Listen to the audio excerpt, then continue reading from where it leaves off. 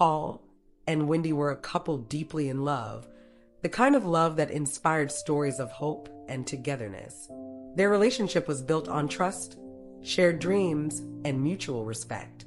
Wendy, a strong and determined woman, was a military officer dedicated to her duty. She loved Paul with all her heart, but she also understood the responsibility she had to her country. Paul adored Wendy's strength and independence. He found himself constantly in awe of her commitment to something greater than themselves. Though the long months apart were difficult, Paul stood by Wendy, always willing to support her in every way he could. They would talk about their future, their dreams of settling down and growing old together, knowing that despite the challenges, their love would endure. When Wendy received her deployment orders, it was a bittersweet moment for the couple. They spent their last evening together under the stars, talking about their dreams for the future. They reminisced about their favorite memories and made promises for the future.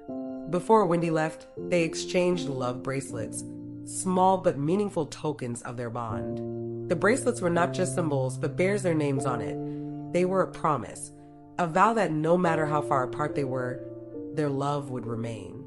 It was a silent pact that bound them together, a small act of defiance against the uncertainty of life. "Remember this, Paul," Wendy had said with a smile. "No matter where I am, we are together in spirit." Wendy's departure was emotional. Paul stood at the airport watching her board the plane, his heart heavy with both pride and sadness. He watched as Wendy turned back one last time, blowing him a kiss, and he waved, holding back the tears that threatened to fall. It was the last time he saw her. The days after her departure were quiet and lonely for Paul. He missed her presence, her laughter, and the way she made their house feel like a home. It was as if the house itself had become quieter, emptier without her. Every corner seemed to whisper her name, every silence a reminder that she was gone. Months went by, and Paul counted down the days until Wendy's return. The days blended together in a haze of longing and hope. He wrote her letters, sent her care packages, and kept her memory alive by visiting their favorite spots in town. The world seemed to stand still, waiting for Wendy's return. But then tragedy struck. One evening, there was a knock on Paul's door. A military officer stood there, his face somber, and the words that followed shattered Paul's world. "I'm afraid we have bad news," the officer said. Wendy's unit was ambushed in an operation. She was presumed dead. The news hit Paul like a thunderclap. He refused to believe it at first, holding on to the hope that there had been some mistake. He couldn't imagine a life without her. The memories of their time together, the love they shared, felt too vivid, too real to be taken away so abruptly. But as days turned into weeks, the reality of her loss began to sink in, and the weight of grief settled heavily on his chest. Paul took the news hard. He created a memorial for Wendy in their home, keeping her memory alive. He placed her favorite photograph, a portrait of her in uniform, on the wall, and placed a small table beneath it with candles and flowers. He visited it every day, silently praying that one day he would see her again. As time passed, Paul slowly started to heal. He never stopped loving Wendy, but he realized that life had to continue. He met Sarah, a kind-hearted woman who helped him through his darkest days. Sarah understood Paul's pain, never pushing him to forget Wendy, but giving him space to open up and find happiness again. They built a relationship slowly, never rushing into anything, but finding solace in one another's company. When Sarah became pregnant, Paul was filled with excitement. He couldn't believe he was about to become a father. Sarah and Paul spent hours decorating the nursery, preparing for the arrival of their child. For the first time since Wendy's death, Paul felt hope for the future.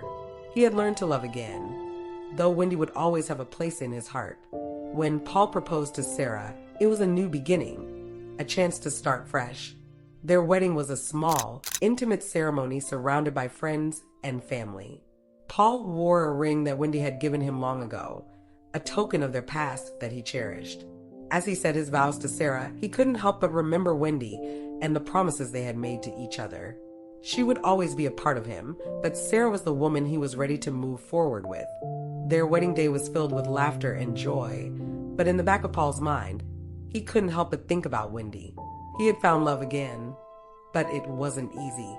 The memory of his lost love would never fade, but he was learning to embrace the future. Just as life seemed to be falling into place, something unexpected happened. It was a serene morning.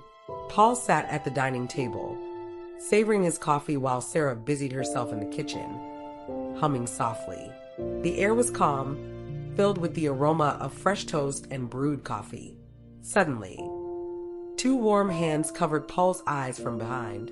He gently removed Wendy's hands, turning around to face her. His eyes widened in shock as he took in the familiar features of the woman he thought he had lost forever. Wendy was standing there, alive, looking as if no time had passed at all. She was a little older, a little changed, but it was her, his Wendy. She had returned. At first, Paul thought it was a dream. His mind raced as he tried to make sense of the moment. "Wendy, is it really you?" he whispered, his voice shaky. Wendy smiled, though there was a trace of sadness in her eyes. "It's me, Paul. I'm back." For a brief moment, everything seemed perfect. The pain of the past months disappeared as Paul reached out to her, holding her close. But as they embraced, reality set in.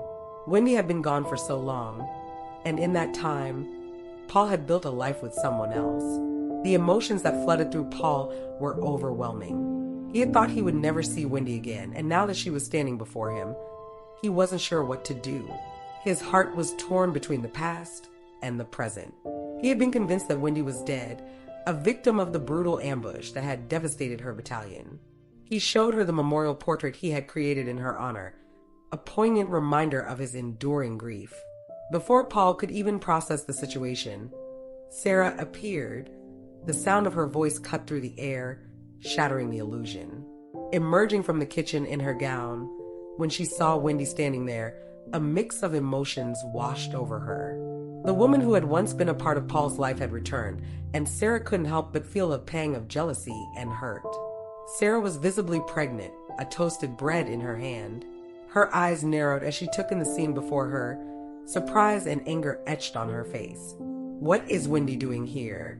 Sarah demanded, her voice trembling. "Can't you see we're married?"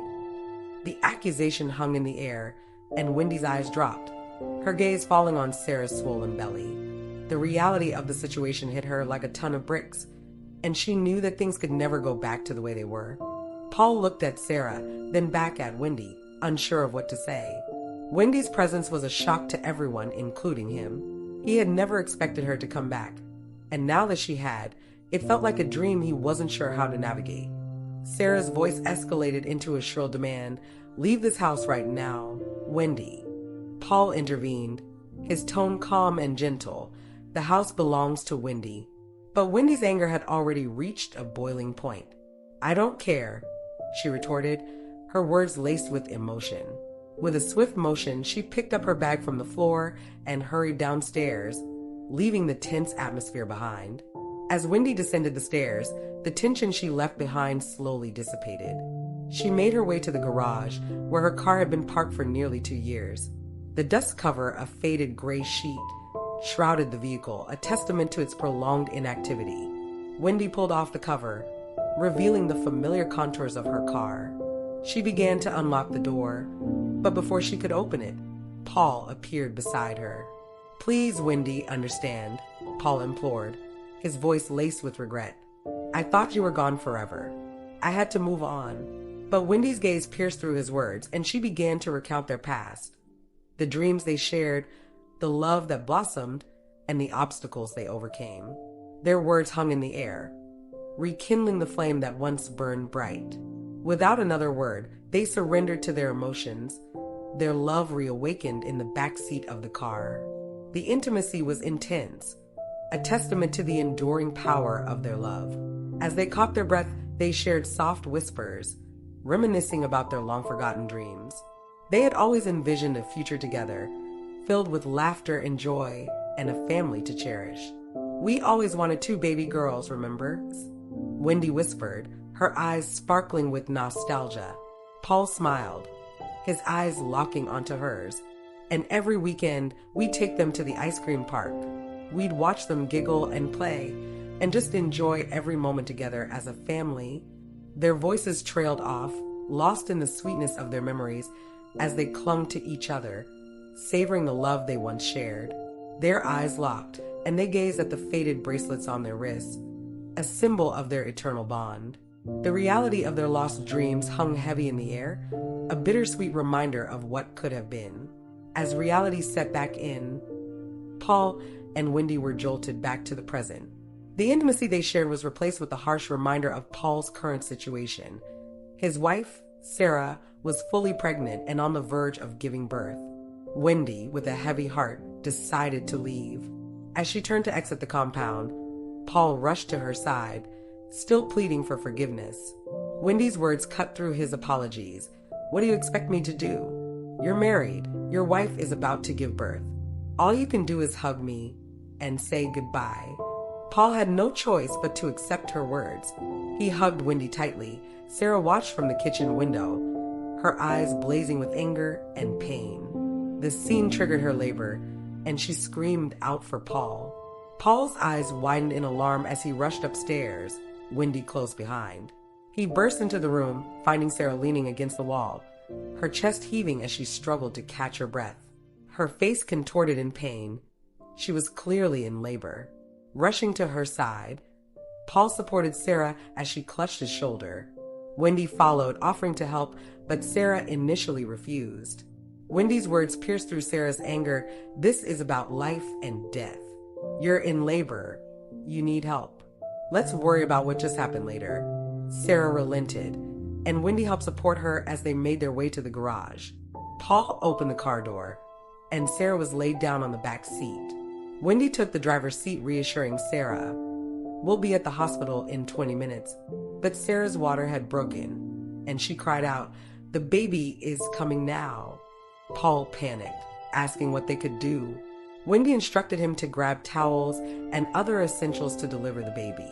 In a whirlwind of activity, Wendy helped deliver the baby in the car, and soon, a baby was born. Please subscribe, like, and share for more amazing videos.